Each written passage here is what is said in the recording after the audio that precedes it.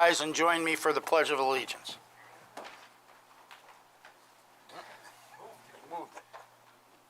I pledge allegiance to the flag of the United States of America and to the republic for which it stands, one nation under God, indivisible, with liberty and justice for all.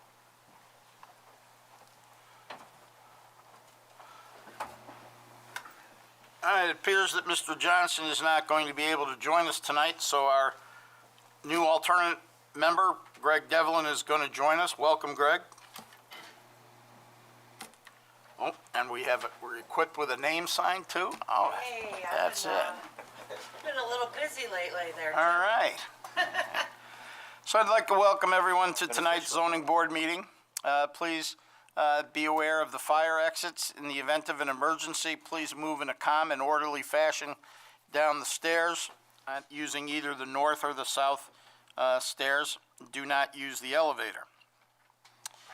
Our meeting minutes are taken by the secretary for the purpose of a record and minutes, not for a verbatim transcript. So please identify yourself each time you come to the podium and please speak into the microphone. Meeting minutes are not intended to be a verbatim record, but only to indicate the sum and substance of the proceedings. It's a new sheet, The meeting is being recorded by our ICAT department and broadcast on Spectrum Channel 1303. It's also available on the town website. Board will follow the items in the order they appear on the agenda. Extra copies are available on the table near the door. After the case has been called, the applicant or their representative should come to the podium, identify themselves, state their address, pause a moment to be sworn, and then present their case. During the presentation, the members of the board have an opportunity to question or engage in discussion with the applicant.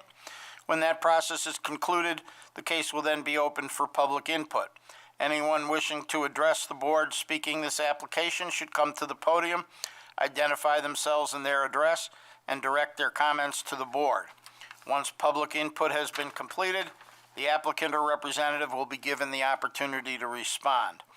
There are three categories of public input: those in favor of the application, those opposed to the application, and those who are neither for or against the application but would like to address the board on some aspect that the case presents. When that process is concluded, I'll close the hearing and we'll continue on to the next case. After all the cases have been heard, the board will take a brief recess and then return to deliberate each case in the order in which the applicants are still present. No further input is allowed during this point unless it's specifically requested by the board, but you may stay and listen to the deliberations. If you wish to leave, you can find out the results by calling the Planning and Zoning Department tomorrow morning after 9 a.m. With that, we'll call the first case on our agenda. Thank you, Mr. Chairman. First case is case number ZB 2024-02-01. Request by Ryan and Alexandra Lalonde for an area variance to install an accessory structure with less than required side setback and principal building setback on premises 255 Sagamore Drive in an R1 residential district.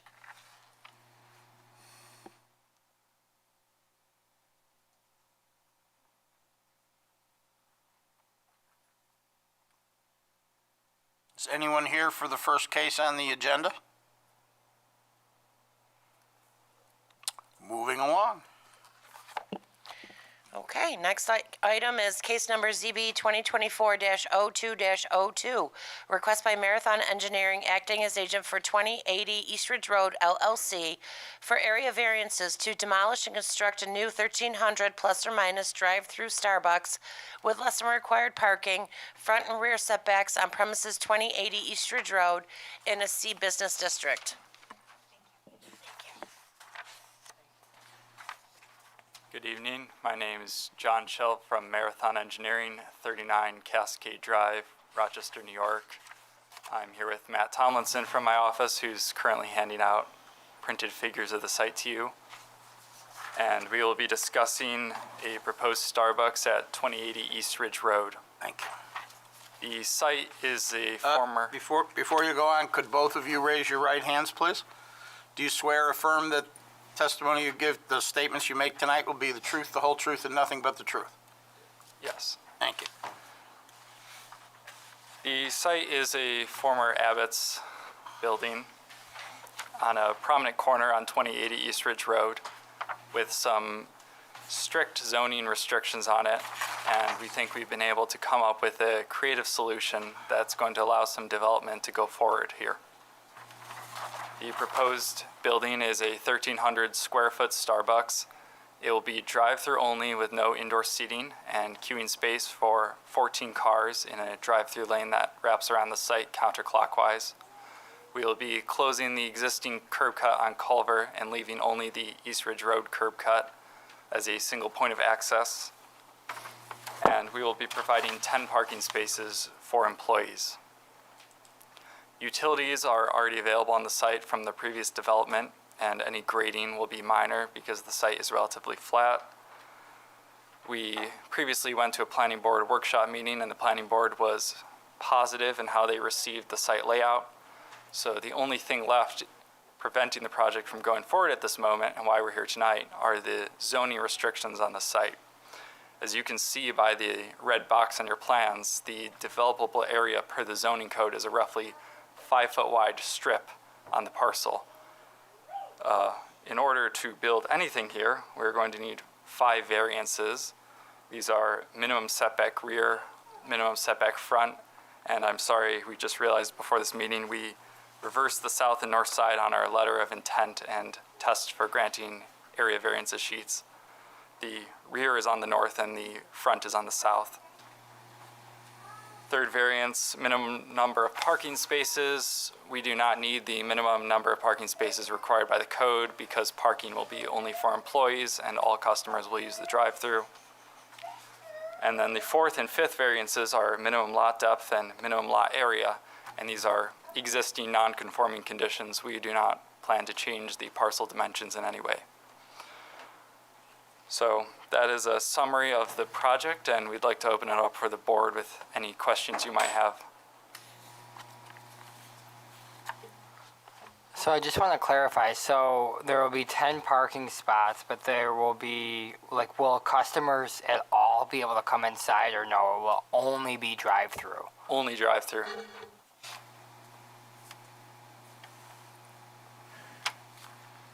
You're only going to have the access on East Ridge Road? Correct. I know it's not something that is directly in front of us, but are you going to be taking steps to avoid the issues that they have at Ridge and Portland with the Dunkin' Donuts? Yes, we have significantly more queuing spaces. We've wrapped the queuing lane entirely around the site to give the maximum amount of queuing space we can. And then we've also sent the plans to Monroe County DOT to give them a preliminary look at it, and they will be looking at it further through the planning board process to make sure they have no concerns with that. So you call it a queuing space. I'm thinking you're saying how many cars could be in that lane. Correct. Okay, how many cars can be in your lane there? Because there's heavy traffic right there. You can fit 14 cars in the lane before you block the entrance to the employee parking area, but you can fit at least 16 if you go a little further than that towards the entrance. So probably 16 maximum, but we're designing for 14. Okay, so because it's on a busy corner there, you're going to have cars trying to get in there from all 4 directions. But I didn't see in the package, did you do a TIS or TIA report? No. Okay. We're still at an early stage of the project because unless we can get these zoning variances, Yes. there's no possibility of any development with the severe restriction we have on this lot.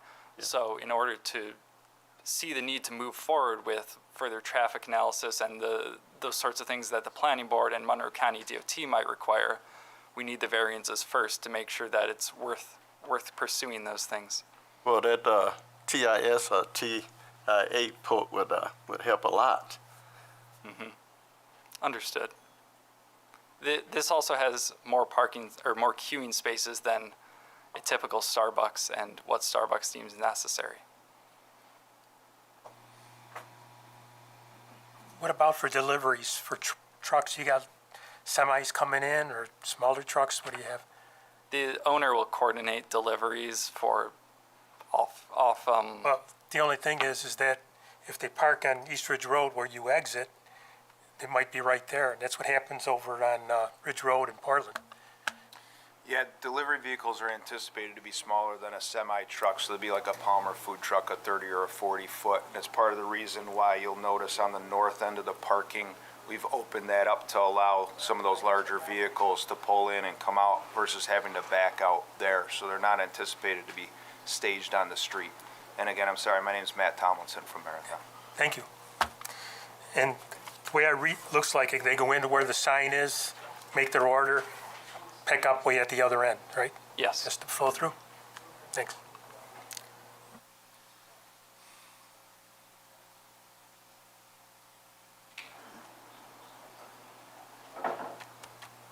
And sir, can you remind me, how long has this property sat vacant at 2080 East Ridge Road? Do you know that? I do not. I would guess at least 7 years. Probably longer. Yeah, it's a difficult site to develop, which is a big part of that reason. And we think we've finally been able to come through with something that's going to work here. And this red outline Yes, is really all that would be allowed under the code? correct. Wow. It's like a textbook example. I'd like to, if I could, offer just a little bit to the board. It's our understanding in dealing with some of the Starbucks folks that this is intended to be, or relieve some of the overflow or demand on their other proximate Starbucks locations. So they are relatively proximate to each other, but they're doing a cafe without interior seating or the walk-up window really to help alleviate some of that and give options for folks. So I know that there was a question as to whether or not a traffic impact study was done. We do not anticipate we'd meet the thresholds required by Monroe County to meet that. However, as John mentioned, we will be working with County DOT as well as town staff through the site plan approval process to alleviate any concerns there. One of the big things that we do anticipate is that closing that cut on Culver will immensely help with the safety. We recognize that there are still some of those same concerns because of traffic on Ridge Road as well. But, you know, generally a Starbucks during the busiest times in the morning are primarily right in, right out. We're on the north side of the street. Other ones on the south side gives an option for folks in the normal traffic route where there's much less conflict there versus trying to turn left across the lanes on Culver and on Ridge the way that it is today, or being a cut-through corner that can be utilized a lot of times in heavy traffic areas. So I just wanted to flesh that question out just a little bit more for the board's consideration. Well, it's interesting that you bring up how close it is to the other one, because last time I was in Boston, there were like 6 Starbucks in 2 blocks. So that's kind of distant for Starbucks. Is there going to be any kind of signage so that people know it's just a drive-through only? Because, you know, when they see parking spaces, I'm just wondering if they're going to think I can pull in. So, I don't know if we've seen the signage package yet, but that'll be something that we consider as we go to the planning board. okay, thanks. Any other questions or comments from the board? I got a question, if I may. Sure. I'm thinking about this, and I'm thinking about Brewster's down the street. And Brewster's has no inside seating, but they are a walk-up window. I'm wondering, are you planning on a walk-up window here? No walk-up window, just drive-through. Just drive-through? Correct.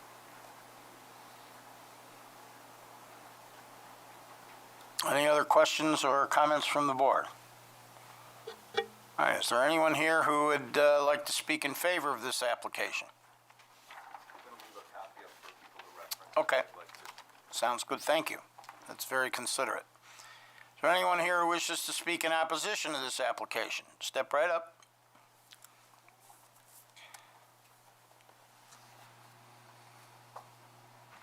My name is Bob McCormick. I live at 3092 Culver Road. I was relieved to see just one exit into this property. I think that'll help. But there's really one way in and only one way out. And there needs to be a right turn exit only. Like, nobody's going to turn left out of here and try to head east. You're going to have to go west when you leave. You're going to have to approach this from the east, traveling west. Culver Road, you're going to turn the corner and you're going to slip in that way. So there can be no approach from the west trying to turn left in here. You're too close to the intersection. It'll be risky, in my humble opinion. And then there ought to be only a one-way out, that you turn right to leave this site.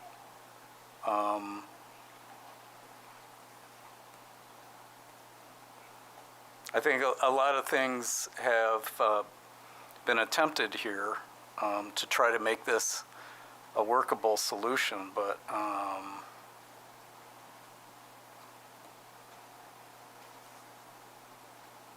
I don't know, guys. Like, what's the point of ADA access when it's all, vehicular traffic? I mean, I guess for employees. I'd like to see the inside of this place as to how they intend to make it ADA accessible for the employees. That's probably your job, sir? You're in the architectural team? Not directed, no. So Okay. All right. Your comments should be directed to the board, not to anyone else, okay? Absolutely understood. All right. But I saw them speaking to one another, so I assumed that they were part of the development team. Well, they may be, but they didn't address the board, so. Thank you. All righty. And, sir, with all due respect, most of your comments are well taken, and those should be brought to the attention of the planning board, who, if we grant the variances, will actually get down into the details of access, egress, how the building is going to be. All those things are issues for the No, planning board. they're going to just worry about bushes. Let's face it. They worry about Well- fences and bushes, and nobody has any teeth on this entire town board system. If somebody can afford to develop it, you guys roll and let them develop it. All right. This is a serious traffic concern for those of us in this neighborhood, and I would rather it didn't lower my property value. And that's all I'm going to say. Thank you, sir. Is there anyone else here to speak in opposition? Yes, ma'am. Come right up.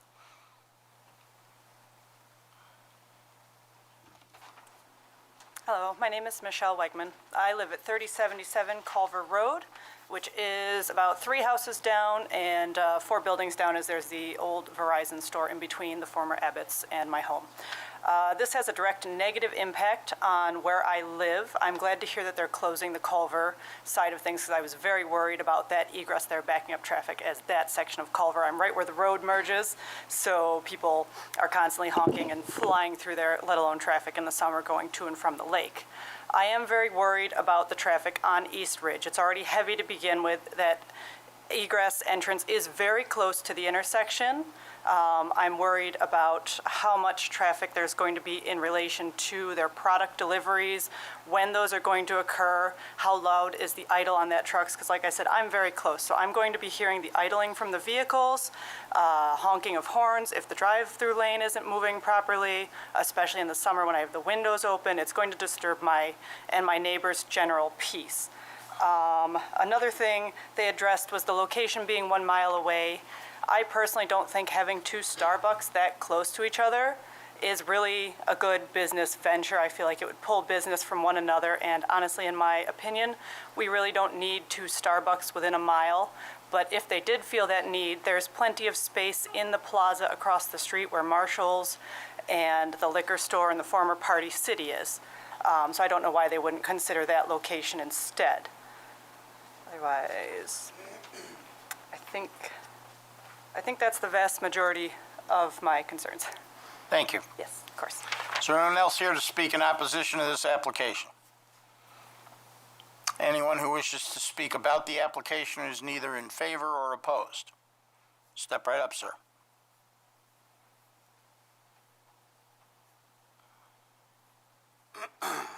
So, my name is Joe Tripodi. And your address? I'm sorry? Your address, please. Yeah, I was just about to say that. Oh, I'm sorry. 22 Walzer, which would be the garage pictured in this map, and the wood stockade fence. That would be the property in the upper left-hand corner. Behind it, it backs up right to that in the coin shop. Yes. I'm not concerned really at all. I'm not opposed in any way. It wouldn't affect us at all on Walzer. I'm just concerned with the fencing. The existing fencing that's there now is not properly done. It's just kind of hanging there with the concrete out of the ground in one spot. At one point, the coin shop hired someone to put their snow right up against the fence, which in turn broke the wall down. That was it was like a foundation wall to keep the dirt on that side and stuff. But just more recently, what happened is they had redone the pavement there at the coin shop, and the fence got damaged.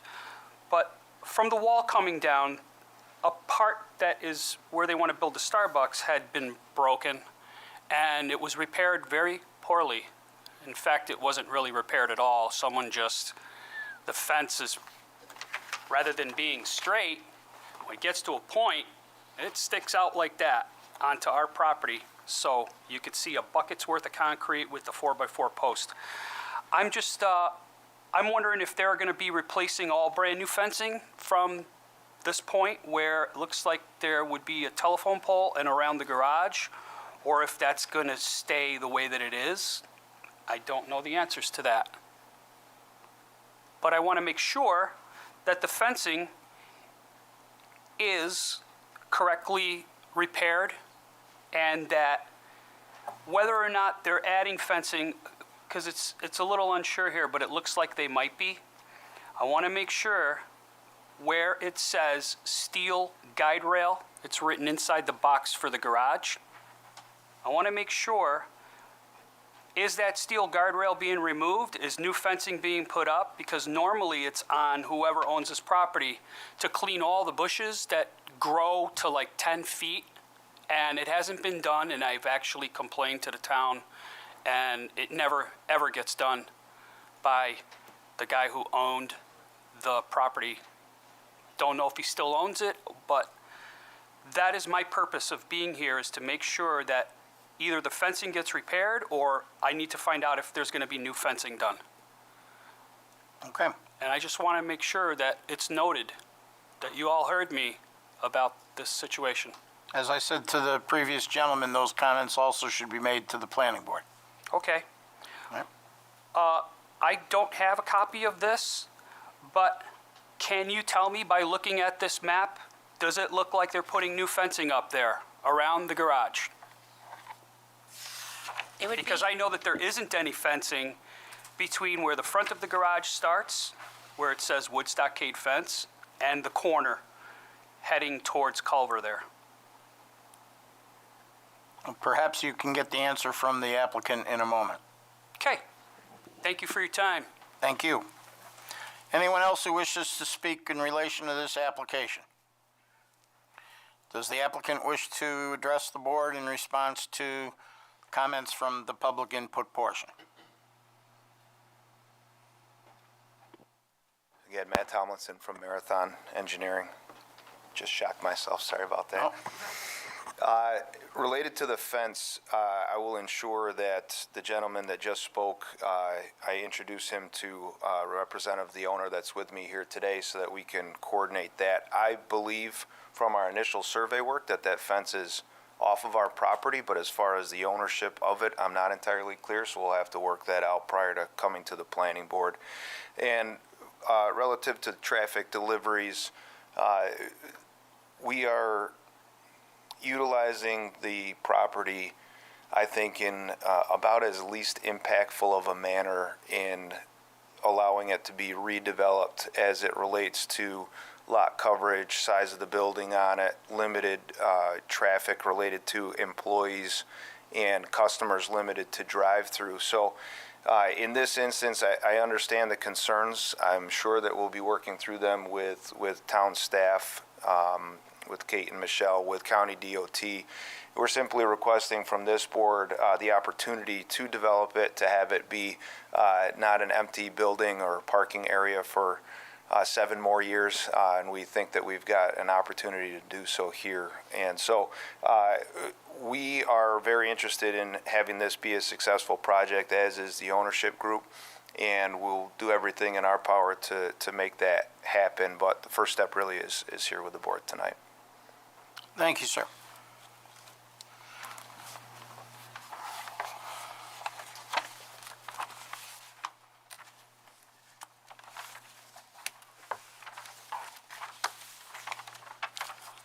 Unless I was mistaken, I believe that the applicant pertaining to 255 Sagamore Drive arrived after the last folks started their presentation. So if we could call that case. Thank you, sir. The case number ZB 2024-02-01, request by Ryan and Alexandria Lalonde for an area variance to install an accessory structure with lesser required side setback and principal building setback on premises 255 Sagamore Drive in an R1 residential district.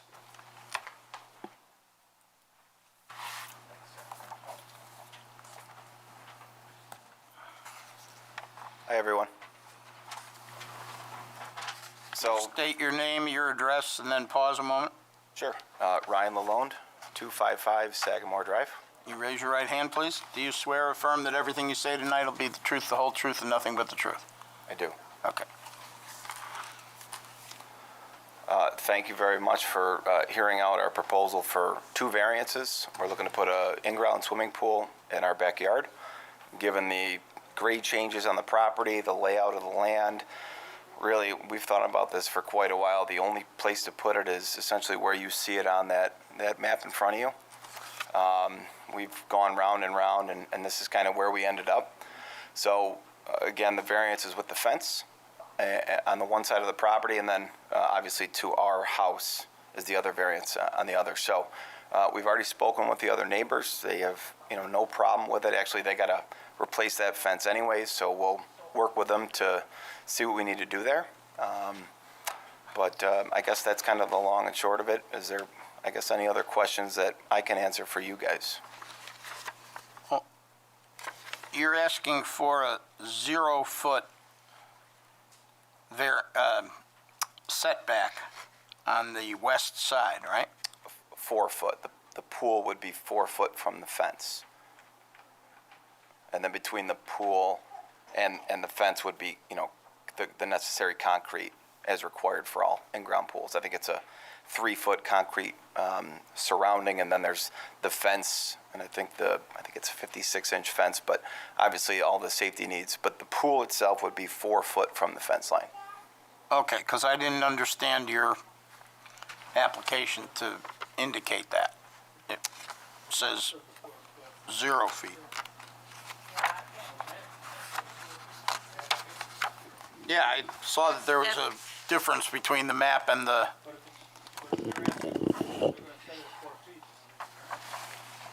They do not. That was my mistake. If they're maintaining the 4-foot setback From the edge. from the side lot line, Correct, yeah. From the pool's edge to the lot line would be 4 feet. According to code, it's okay. okay, I thought you were going on the lot line. No, even in the tax map that's roughly marked up by folks who are looking to do the pool, they show that 4 foot from pool's edge to the lot line as well. But is it, okay. The pool or the concrete? The pool would be 4 foot from the fence, and then there'd be, I think it's 3, but I guess we could pour 4, but of foot of concrete between pool's edge and the property line. All right. In that case, I don't think you'd need a variance on the side. I think I think you still need it for the 6 feet from the principal building, though. So we would be 4 foot as well from the house. So I guess what is that, a 2-foot variance then? Which is what your application indicated. Oh, okay. I had visions of the edge of the pool being right up on Oh. the property line from the way that the that'd be application Nice, we was. get how a I bigger read it, pool, but no, we're No. gonna go with the 4 foot from the fence line. But you're gonna have a 1-foot concrete walk around it? A 3 foot, I think, is the minimum by all standards for an in-ground pool, and then, you know, the necessary safety fencing and whatnot as well. Then, Michelle, the question would be, is the patio or concrete? Gotta be within the setback? Let me check the code. Ryan, make sure you mention on the for the record about burying the wires we talked about. Yeah, we have I our, wanna- our fiber overhead for green light for internet, and we're gonna reroute that from the pole down underground and eliminate the overhead issue we have there. Okay.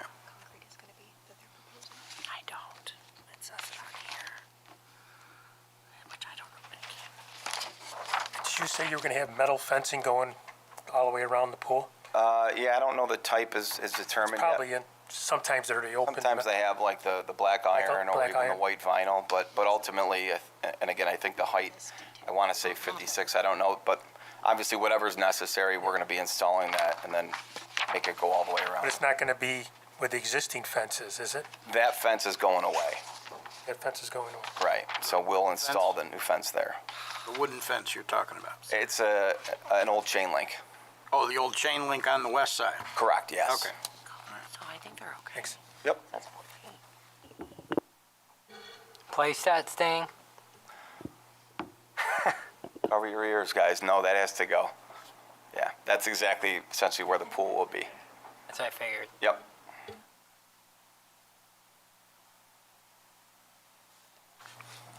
May I? I actually, oh, go ahead. I actually met Ryan. He's a nice guy. Where he want to place the pool is going to be a nice addition to his house for his family. My concern is the overhead wiring is no problem. The variance with the setback and the fence, I have no issues with those. My issue, and I talked to Ryan about it, the grade there has been carved out to make a nice backyard with what he have there. So I'm concerned with erosion. So I would like to see an engineering plan for a footer, a strong footer there to stop that erosion. When you put a swimming pool there and the weight of that water, you have to really make sure that that's not going to slide down the embankment. So I would like to see that, not just verbally say you're going to put a footer, but I would like to see that from an engineer. And I would also, I know you think about safety because your children, that's great, but I would also like to see that you're going to put that safety fence there around the pool with the safety bells around it in writing as opposed to just verbiage. Correct me if I'm wrong, but I think that those things would be required by the town before they'd issue a building permit, right?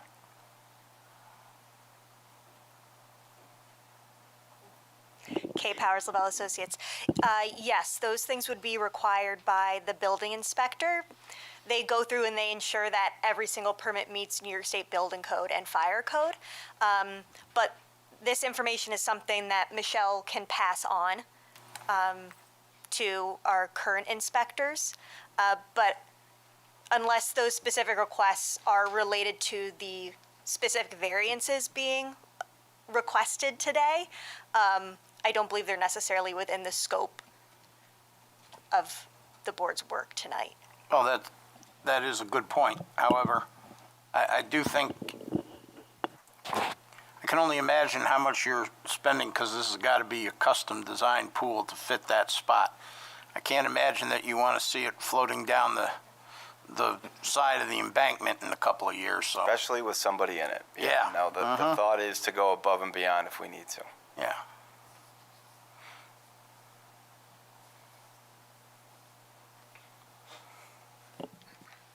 Mr. Chairman and Board?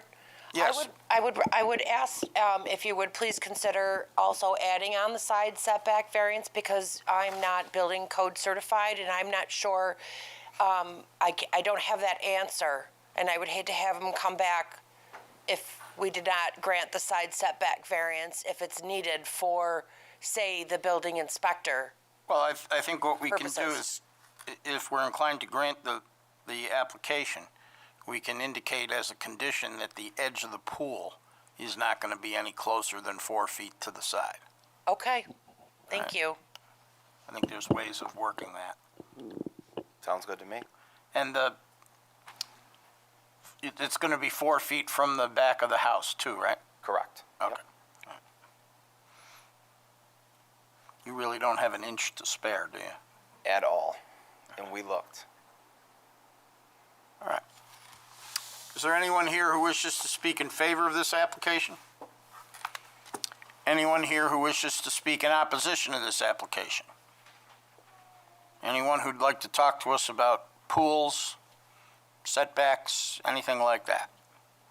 Seeing none, we'll close the hearing with respect to this case, and the board will be in recess for about 5 minutes.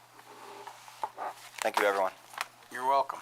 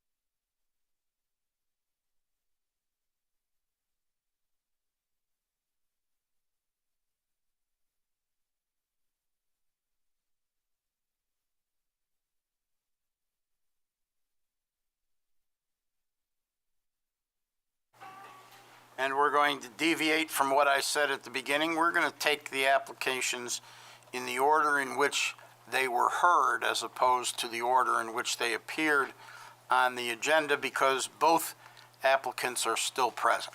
So, the first item for board consideration is the application pertaining to 2080 East Ridge Road. This is a type 2 action for seeker purposes. Does anyone wish to make a motion with respect to this application?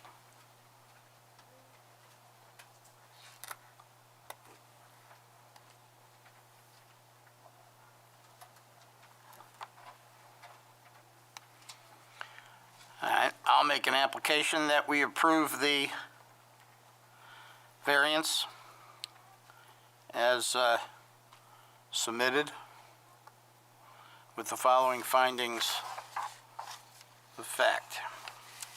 The development of the parcel is not going to have a change in the character of the neighborhood.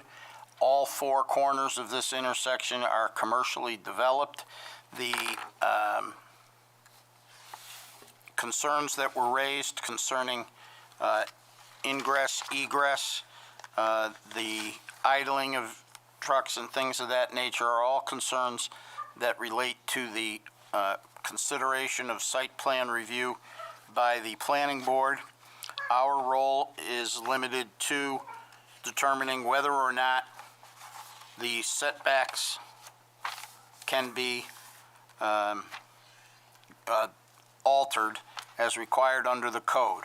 As per the layout plan that was submitted by the applicant, the zoning requirements as set forth in the code as applicable to this parcel would prohibit any real development of the property. It's about 5 feet by about 5 feet north and south, and it appears to be about maybe 40 feet east to west. I don't know of any building that would be 5 feet by 40 feet. Not even a pool. So the alternatives that don't require a variance do not exist under the current zoning ordinance. It's impossible to develop the property. If you look at it in terms of the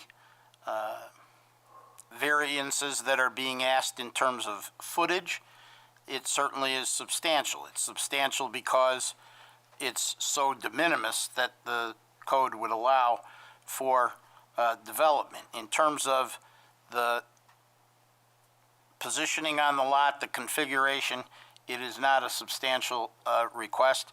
In fact, the building is being moved to the west from where the current building exists, and it's designed to allow for a substantial number of cars to be in line at the same time.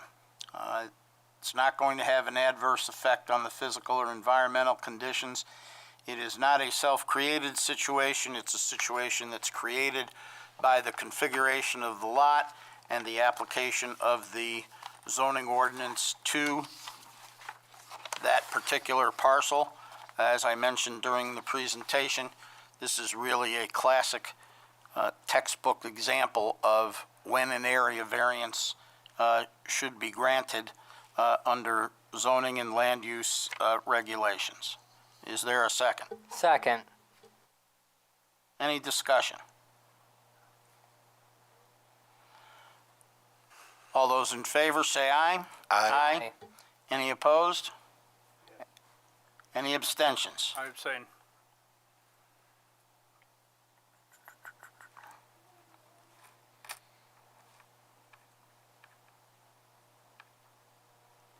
Motion carries.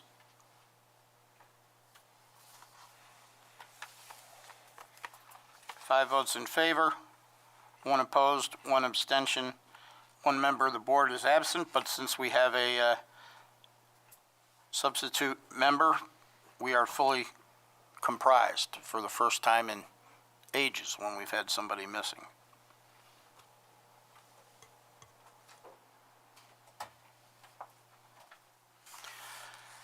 Next item will be the application pertaining to 255 Sagamore Drive. This also is a type 2 action for seeker purposes. Does someone wish to make a motion with respect to this application?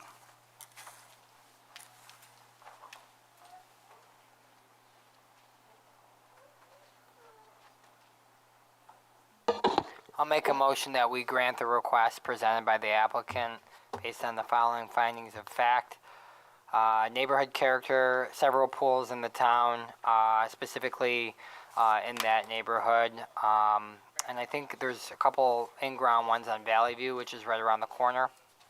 Alternative solutions, he doesn't really have that much backyard, and so he's using the eligible or the amount of space as much as possible leading up to the cliff in his backyard. He's been working with his neighbor in order to come up with a plan so that he can meet the requirements.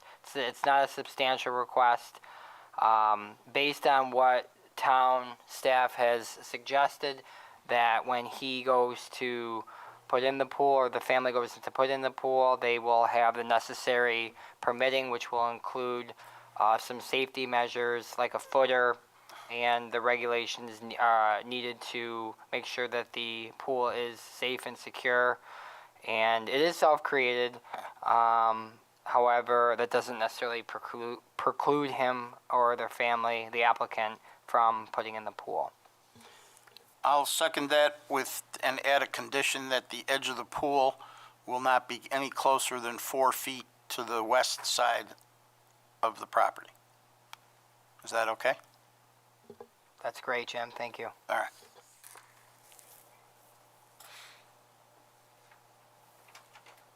Any discussion? And give me a moment while I write this in. I'm trying to write it legibly so that everybody can figure it out.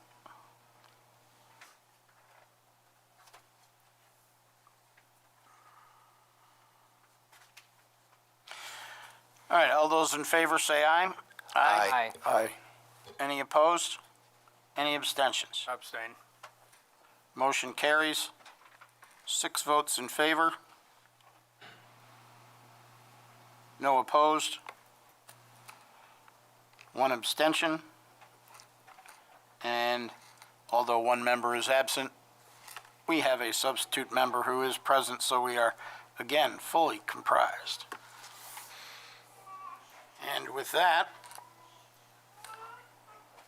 I believe that we have concluded everything on the agenda for this evening. Is there any other business to come before the board? Seeing none, is there a motion to adjourn? Motion. Second. All those in favor say aye. Aye. Any opposed? That one I won't abstain. Any abstentions? Motion carries 7 votes in favor, no opposed, no abstentions. No one is absent, other than as previously noted. And we are done.